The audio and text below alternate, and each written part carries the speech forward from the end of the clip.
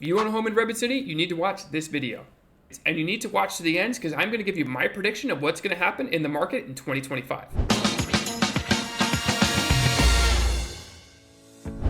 As you can see, pricing over since January 2021 to now is about even. You can see it's fluctuated up and down quite a bit, but still hanging in there. That's because interest rates have been relatively high, but inventory has been tight, keeping that upward pressure on pricing. So days to sell.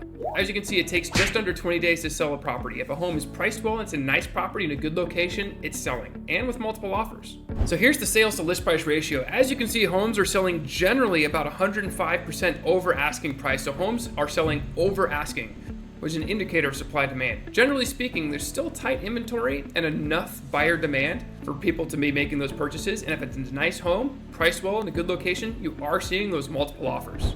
Let's take a minute and let me tell you about my predictions moving into 2025.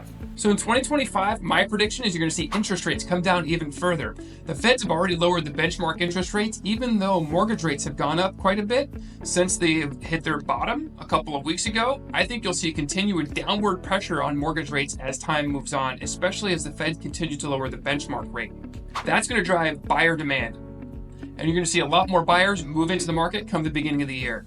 What I'm seeing right now is a lot of people are kind of waiting. Not enough to really cause the market to stall or drop or anything like that. There's still plenty of demand, just not as much demand as I think there will be come beginning of next year. Right now, inventory is tight, and most of the buyers out there looking are kind of putting their hands in their pockets and kicking the can down the road till January. That's because of the cycle of the season and it's an election year.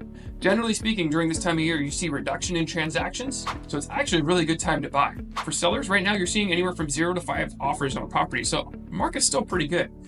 But I think it'll be even better come beginning of next year after the rates drop again. And the Fed's supposed to continue to lower those rates, but we have to keep an eye on inflation, of course. So what does that all mean for you? Well, depends what you got going on. I'd say if you're looking to make a purchase, right now is probably the best time to do that.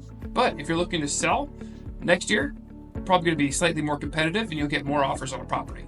By the way, if you want a free home evaluation, just click on the link below. And if you have questions, just give me a call.